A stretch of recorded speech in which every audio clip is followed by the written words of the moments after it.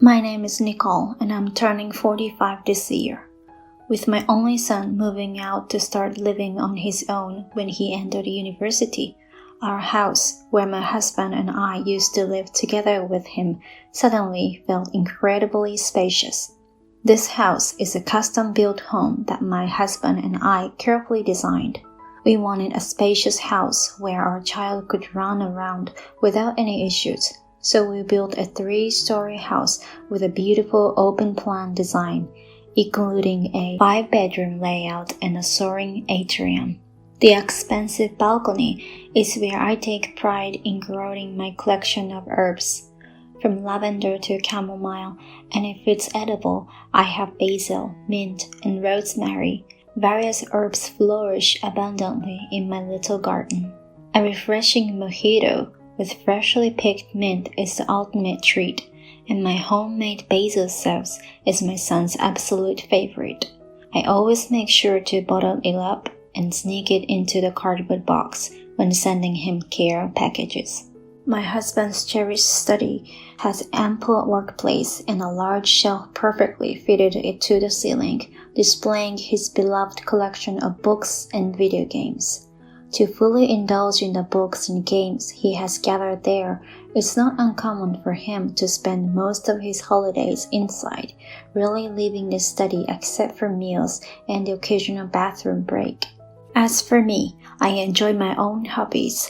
I tend to my beloved kitchen garden and spend my weekdays catching up on TV dramas and movies in the living room, making the most of my days off. I can't help but think that this is what they call the carefree second phase of life after raising children, as I leisurely enjoy another peaceful holiday today. Both my husband and I work until late in the evenings and weekdays. I contribute to repaying the mortgage for this somewhat extravagant house with my own income. Once our child turned 1, we entrusted him to daycare, allowing me to work shorter hours. By the time he became more independent, I resumed full-time employment as a regular employee. With childcare mostly behind us, my work and my kitchen garden have become the main sources of fulfillment in my life. It was during these tranquil days that a sudden event occurred, shattering the peace we had come to know. I sold this house to my older brother. At first, I didn't understand what my husband was talking about. What do you mean? Confused, I asked, and my husband explained with a slightly irritated expression. You know my older brother has been living in an apartment all this time, right? It's tough for him with 3 kids close in age in a 2-bedroom house. Now that our son has moved out, I'm thinking of giving this house to my brother. My husband made such an important decision without consulting me. As I titled my head in bewilderment, he furrowed his brows and glared at me. Don't you know the meaning of helping others? When your family is in trouble, it's normal to lend a helping hand. You're so heartless. I want to respect the feeling of wanting to help a struggling family, but I just can't accept the fact that my husband made such a decision without consulting his wife and living companion. Where will we live? It's not right to inform me afterward. Anger started to boil up inside me, but I managed to contain it deep within and calmly express my thought to my husband. But ultimately, he silenced me by saying this. Cut it out. Just shut up and do as I say. From the beginning of our marriage, my husband had a tendency to be domineering, but this was the first time he pushed his opinions onto me to this extent. Moreover, his brother and sister-in-law often relied on us for various things. 3 years ago, my husband's older brother and his wife, who frequently visited our home, said, Since you only have 1 child and he's already grown up, could you take care of our kids a bit? We have 3 elementary school children. They left their children at our place and went out together. It was up to me and my son to take care of the 3 kids. They always found excuses to leave their children with us, and enjoy themselves without a care. We have plenty of space here. Feel free to rely on us anytime. While my husband put on a good face for his brother, he never took care of the children and instead locked himself in his study. He even installed an inner lock so they couldn't come in. Moreover, the nephews we were looking after had no sense of reservation. We're tired of Grandma's cooking. We want to eat out. I want a hamburger. Mom and Dad said that Nicole and the others are really kind and will grant any of our requests. Considering their parents, it's no wonder these kids turn out this way. No matter how many times I consulted my husband, he never listened to my opinion. Even my son, who was in high school at that time, grew tired of every weekend. After discussing it together, my son took on a part-time job and I also found work, finding various reasons to refuse taking care of the nephews. My husband, who had plenty of free time, didn't want to take care of them alone either, so he managed to convince his brothers and refused. Since then, we had grown distant from my brother-in-law and his wife. So I was taken aback when they suddenly decided to give up the house. It made me feel dizzy. My brother-in-law and his wife came to our house under the pretense of a house viewing. They are my nephews, who had become middle school students, but their attitude hadn't changed one bit. They entered the room that was supposed to be theirs and made a racket as usual. My brother-in-law looked pleased, said, "You're moving? Well, with just the two of you, this house must be too big. Don't worry, we'll take good care of it." I had no idea until yesterday that they were planning to move, but my brother-in-law didn't show any concern at all. And my sister-in-law confidently stood in the kitchen. "Before you leave, make sure to hire a proper cleaning service. We wouldn't appreciate it if you skimped on that." How shameless of her. I was completely fed up with my sister-in-law, who clearly emitted an aura of wanting us to leave as soon as possible. Even when I subtly mentioned that the mortgage hadn't been fully paid off, my brother-in-law smiled confidently and said, "Don't worry, our oldest child will be in high school next year, and my wife will start working part-time. We need her to contribute to the finances. Leave it to me, I'll work hard." Watching this exchange between the couple, I couldn't help but wonder if they were completely misunderstanding something.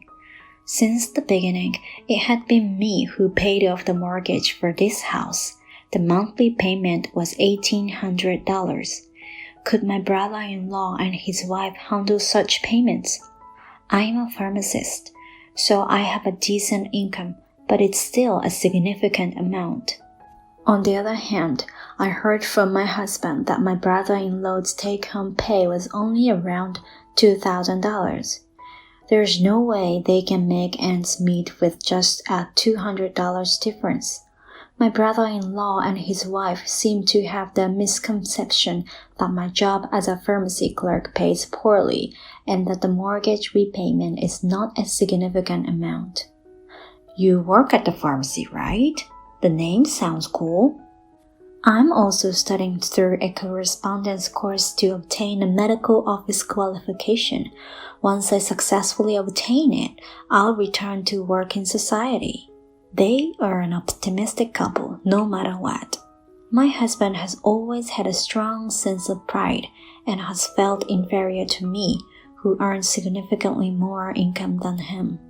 To avoid revealing such a difference in income, my husband explained to others about my job, saying it was something like working at the pharmacy.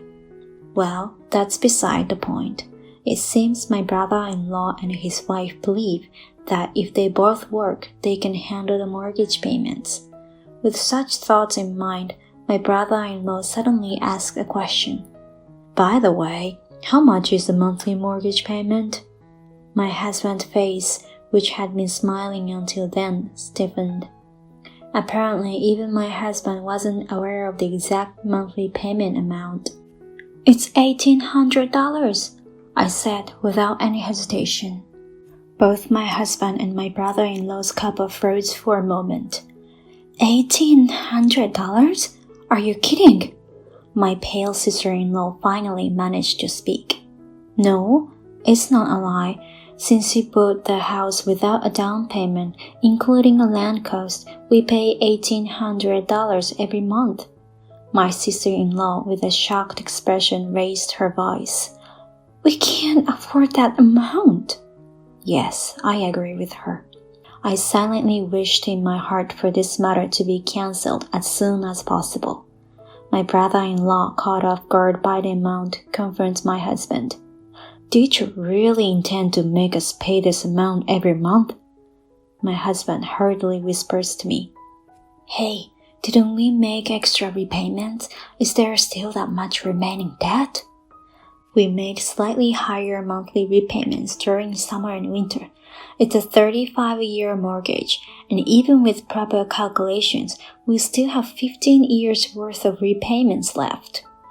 As I observed the stunned expression of my brother-in-law's couple, I silently pray for them to quickly back down. However, my husband said something outrageous. I understand. We will continue to pay the mortgage. This time, it's my turn to be shocked. My brother-in-law's couple bursts with joy at this unexpected turn of events. What a generous person! He's got a big heart. As my husband proudly revels in their praise, I couldn't help but raise my voice in protest. What are you thinking? Why do we have to go to such lengths? Then my husband silenced me with his usual words. It's only natural to help family when they are in trouble. Why are you so heartless? I was speechless with exasperation. I had lost all patience with my husband's shallow desire to make himself look good at all cost. Beyond my husband's proposal, my brother-in-law's couple regained their energy, and the house tour of our home resumed.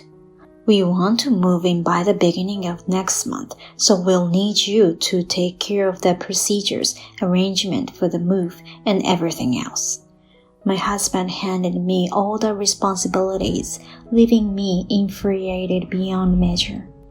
That night, I called my son who lives alone. I explained our current situation and told him I couldn't stay silent anymore.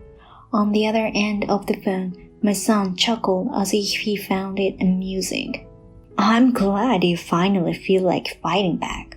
You've been patient all this time, so give them a taste of their own medicine.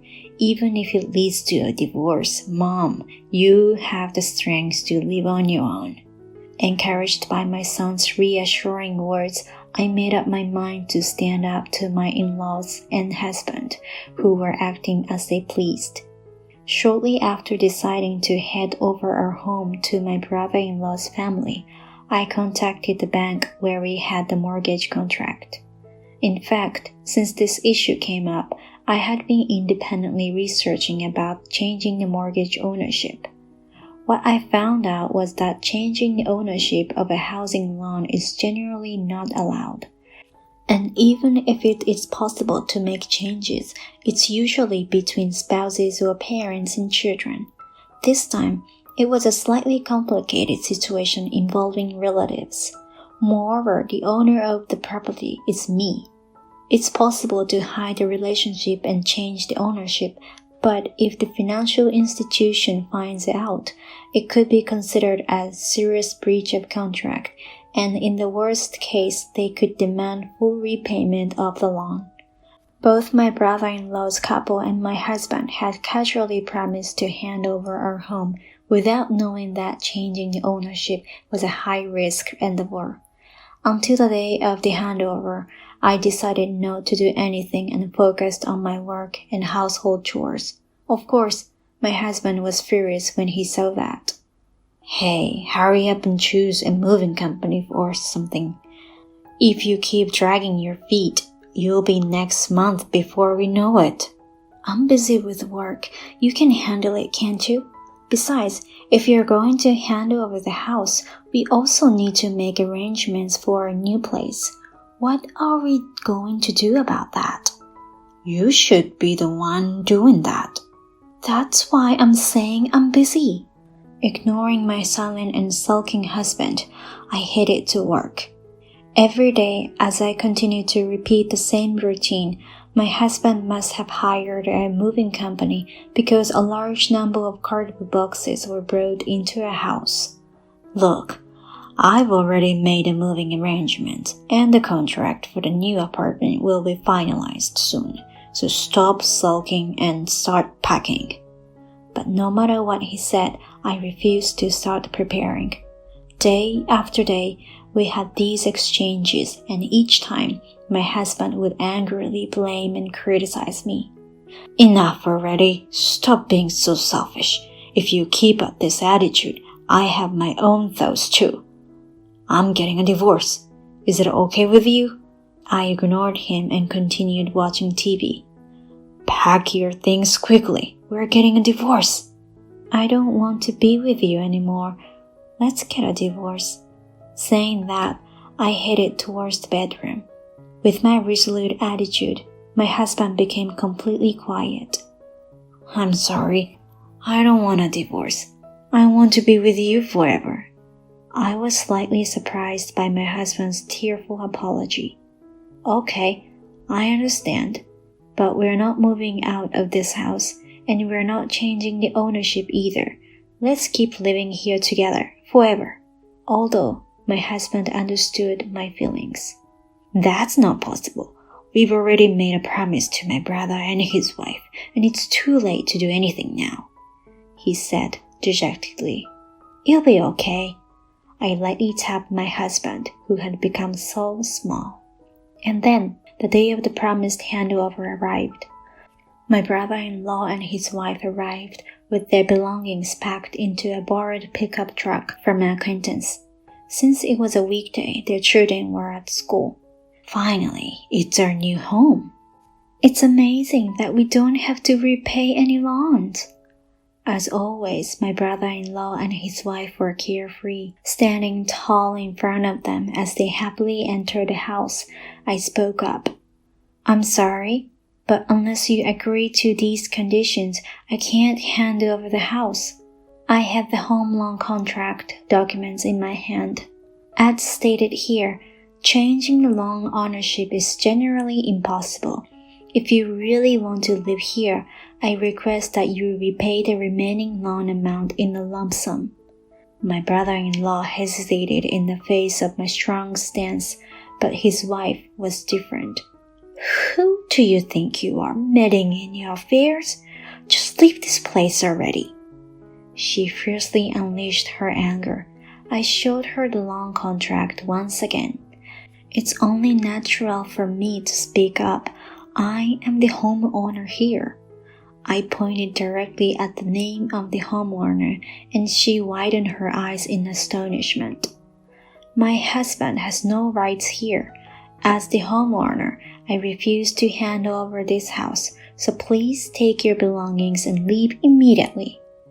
With a hint of threat, I added that I would call the police if they caused any more disturbance. What? Just because you're making good money, don't get all high and mighty. Don't you think you should share those benefits with your own family? You're truly heartless. It was a fruitless conversation. I don't mind being called heartless.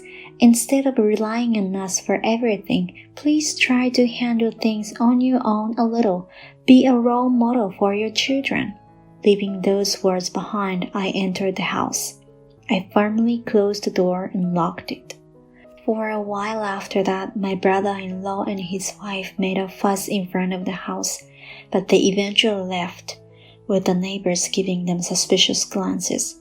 Right after that, my husband received a call from his brother.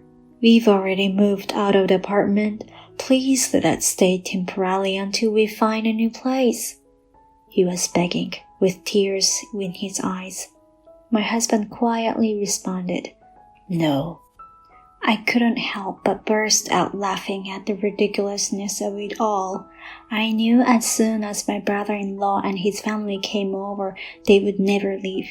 And my husband, terrified by the mention of divorce, had to put on a brave face. Even after all that, my brother-in-law would still call every day. There were even times when his wife would call me in tears. But my husband remained firm in his decision. I can't help but feel sorry for them. They don't have the money to rent a new place and the kids will suffer, he mumbles, glancing over at me. He wants me to suggest something compassionate. I take the opportunity and suggest, remember the apartment you were planning to rent? Why don't we let them live there? That's a good idea. And with a smile, he calls his brother-in-law.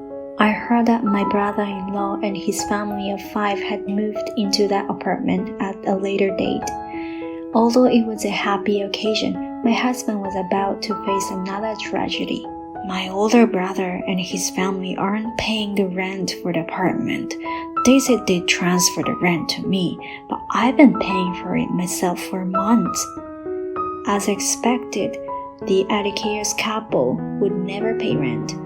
Since it was my husband who rented the apartment, I knew they would take advantage of the situation.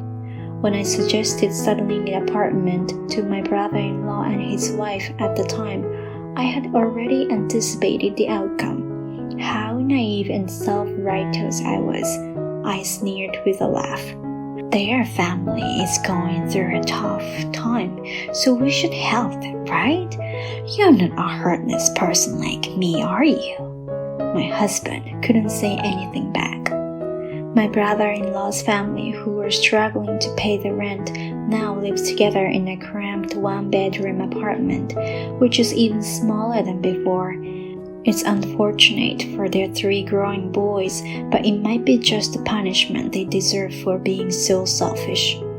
I can't wait for the stress to build up and explode at any moment, but I don't sympathize with them at all and have no intention of helping them. Those who call me a heartless person. My brother and his wife, like hyenas, continue to demand money, and my husband has ended up with a huge debt for their sake. It was a good thing that we kept our wallets separate, while leaving the pitiful fate of those who never reflect on their actions behind. Next month, I will harvest the basil growing healthily for my son, who will be returning home.